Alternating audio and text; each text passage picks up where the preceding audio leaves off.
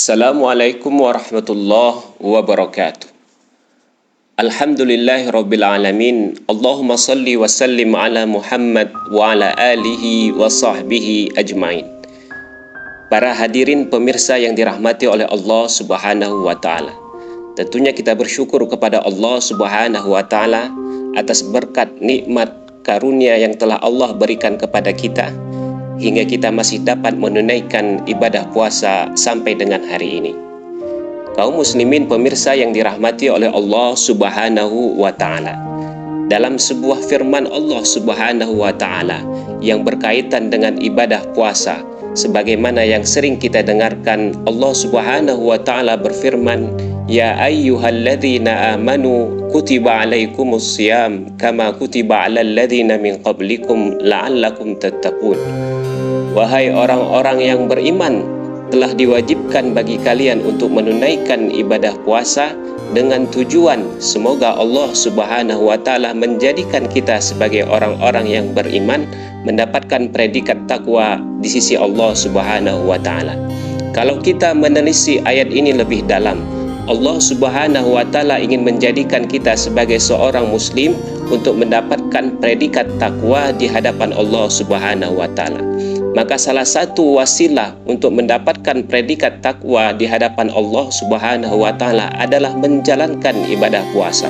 Walaupun dalam ayat ini Allah Subhanahu wa taala tidak menjamin 100% hambanya yang menjalankan ibadah puasa untuk mendapatkan predikat takwa di sisi Allah Subhanahu wa taala. Maka kalau kita melihat apa itu takwa dan apa itu pengaruhnya dan apa pentingnya takwa dalam kehidupan manusia. Kalau kita lihat makna takwa itu secara sederhana adalah takwa itu sering diartikan secara singkat oleh orang muslimin, yaitu takut kepada Allah dengan menjalankan perintah Allah dan menjauhi segala larangannya. Itu adalah pengertian takwa secara sederhana. Akan tetapi kalau kita lihat makna takwa secara lebih mendalam adalah takwa itu sendiri adalah kumpulan sifat-sifat baik yang ada dalam diri manusia.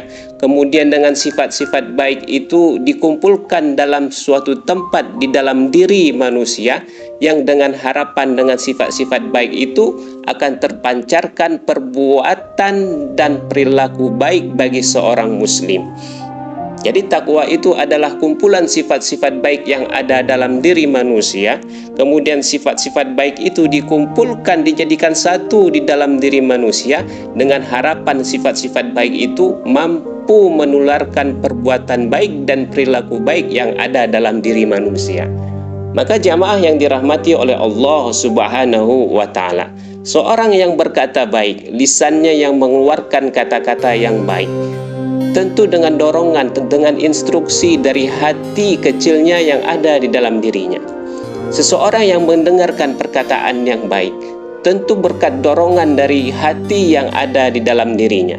Seseorang yang berlaku baik, yang mengambil hal-hal yang baik dan berjalan kepada tempat-tempat yang baik, tentu berasal dari dorongan yang ada di dalam dirinya. Maka Allah Subhanahu wa taala berfirman di dalam Al-Qur'an, di dalam surat Asy-Syams, "Wa nafsi wa ma sawwaha fa alhamaha fujuraha wa taqwaha." Demi diri manusia, kata Allah Subhanahu wa taala, yang telah Allah sempurnakan penciptaan manusia itu sendiri. Kemudian Allah berfirman, "Wa nafsi wa ma sawwaha fa alhamaha fujuraha wa taqwaha." Kemudian setelah Allah menciptakan diri manusia dengan penciptaan yang sempurna, fa alhamaha fujuraha, Allah berikan kepada diri manusia itu sifat fujur yang ada di dalam diri manusia, wa taqwaha, dan sifat-sifat baik yang Allah berikan di dalam diri manusia. Jadi kalau di dalam diri manusia ada takwa, yaitu sifat dan perilaku yang baik, ada juga fujur yang Allah tempatkan di dalam diri manusia, yaitu sifat-sifat buruk yang ada dalam diri manusia.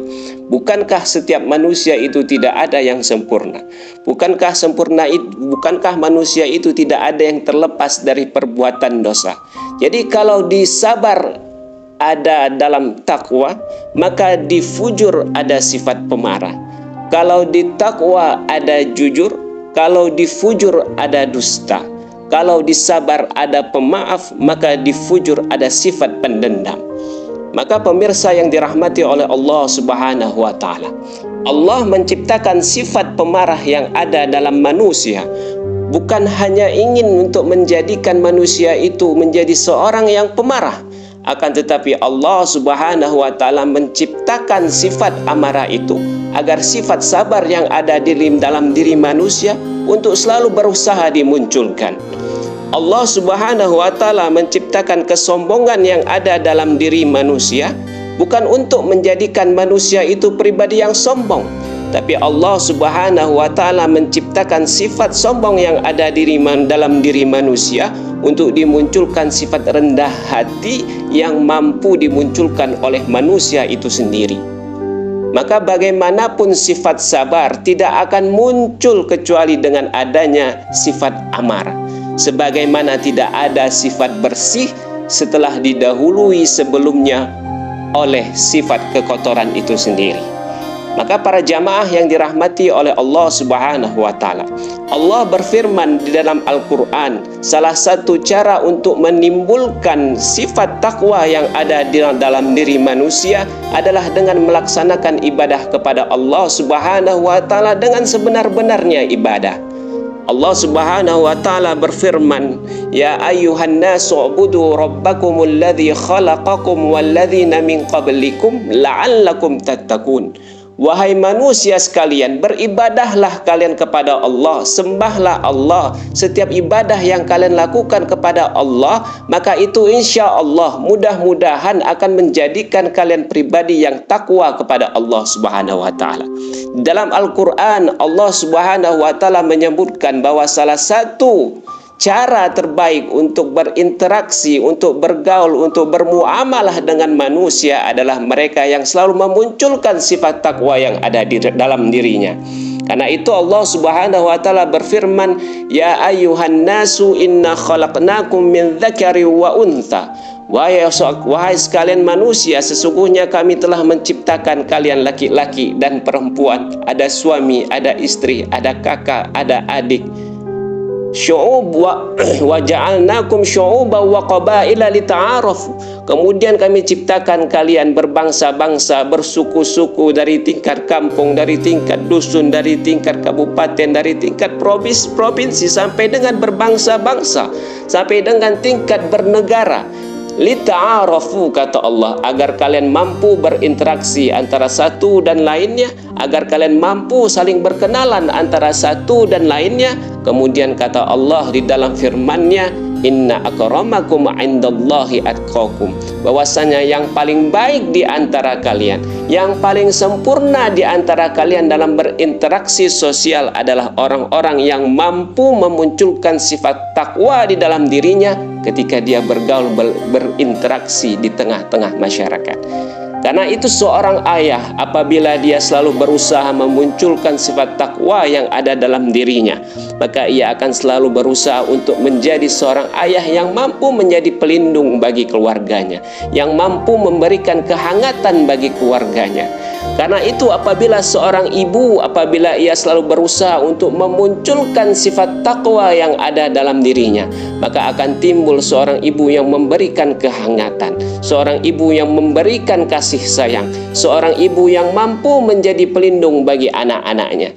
Karena itu apabila tetangga yang selalu memunculkan sifat takwa dalam dirinya akan menjadi tetangga yang mau menolong tetangga yang lainnya, yang mampu menjadi peneduh bagi tetangga yang lainnya, yang mampu peka merasakan apa yang dirasakan oleh tetangga yang lain. Karena itu apabila seorang pemimpin yang selalu memunculkan sifat takwa yang ada dalam dirinya akan menjadi seorang pemimpin yang mampu merasakan apa yang dirasakan oleh bawahannya. Karena itu jamaah yang dirahmati oleh Allah Subhanahu wa taala, dalam momentum bulan Ramadan ini Allah Subhanahu wa taala memberikan kita 1 bulan khusus untuk meningkatkan ketakwaan kita itu sendiri. Maka dalam puncaknya dalam ibadah puasa ini, puasa itu menjadikan diri kita itu sebagai tameng. Puasa itu menjadikan perisai untuk menangkal pengaruh-pengaruh negatif yang akan masuk ke dalam diri kita. Karena itu Rasulullah sallallahu alaihi wasallam bersabda, "As-siyamu junnah."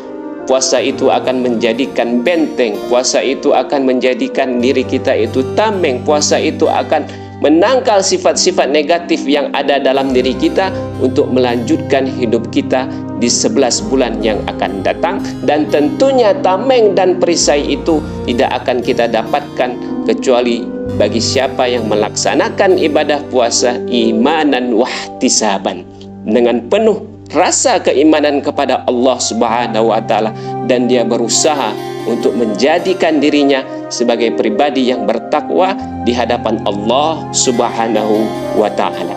Hadanallahu wa iyyakum ajma'in. Wassalamualaikum warahmatullahi wabarakatuh.